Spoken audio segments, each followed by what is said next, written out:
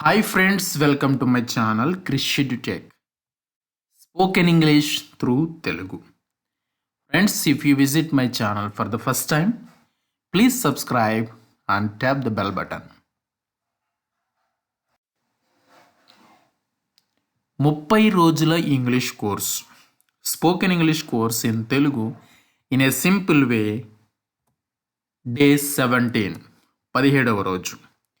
So basic English course for 30 days. This is session 1. 16 రోజుల videos మీరు చూడకపోతే వాటిని కూడా చూడండి. అలాగే ఈ డే 17లో మనము ఒక న్యూ టాపిక్ని అయితే నేర్చుకుందాం. ముందుగా తెలుగు సెంటెన్సెస్ ఇస్తాను, వాటిని అర్థం చేసుకోవడానికి ప్రయత్నం చేయండి. తర్వాత దానికి సంబంధించిన టాపిక్ని మనము డిస్కస్ చేద్దాం. మీ మనోభావాలను దెబ్బతీయాలని నా ఉద్దేశ్యం కాదు. ఇంత ఆలస్యంగా మీకు ఫోన్ చేయాలని నా ఉద్దేశ్యం కాదు. జరిగిన దానికి అబద్ధం చెప్పాలని నా ఉద్దేశం కాదు. నేను మిమ్మల్ని ఇబ్బంది పెట్టాలని అనుకోలేదు. ఇంత ఆలస్యంగా బయటకు రావాలని నా ఉద్దేశం కాదు. ఆ విషయాలు చెప్పాలని నా ఉద్దేశం కాదు. నిన్ను వదిలేయాలని నా ఉద్దేశం కాదు. నేను మిమ్మల్ని గందరగోళానికి గురిచేయాలని అనుకోలేదు. మీరు పాలు పంచుకున్నారని నా ఉద్దేశం కాదు.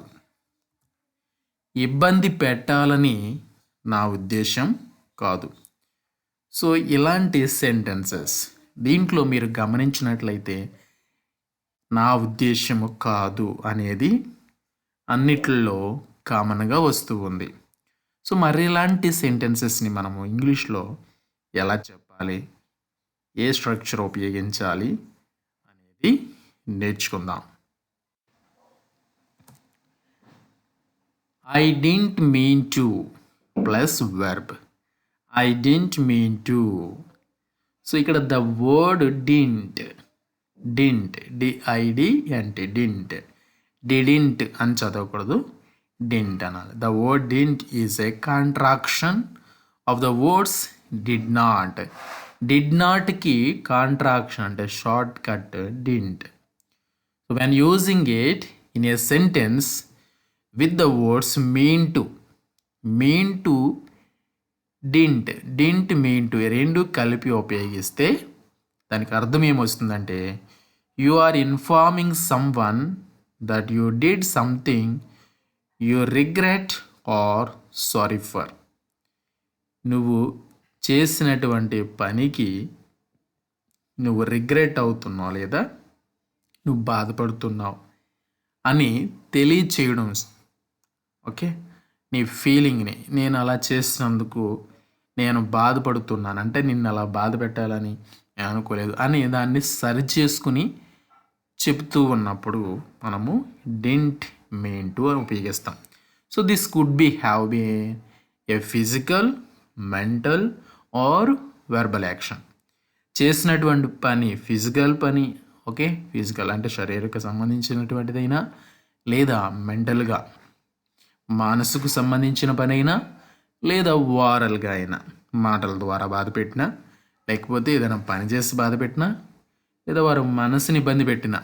సో ఇలాంటి వాటిని మనము దానికి నేను బాధపడుతున్నాను అని చెప్పేటప్పుడు ఈ ఫ్రేజ్ని మనం ఉపయోగించాలి. I didn't mean to. So let us see some examples.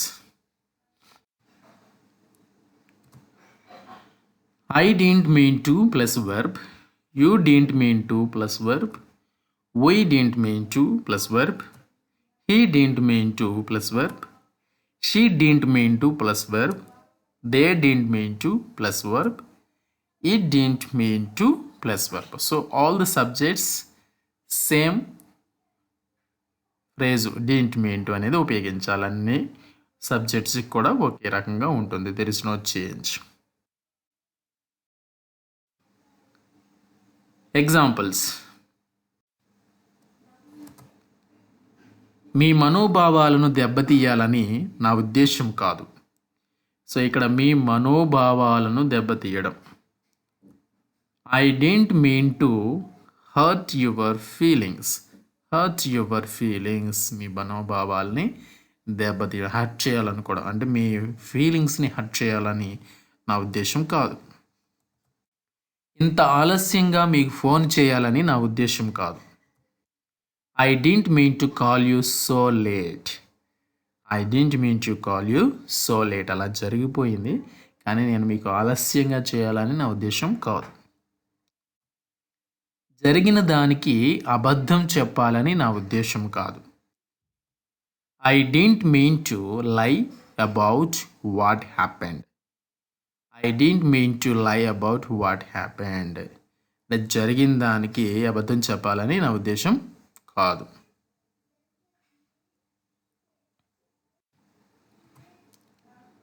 నేను మిమ్మల్ని ఇబ్బంది పెట్టాలని అనుకోలేదు. I don't mean to embarrass you. I don't mean to embarrass you.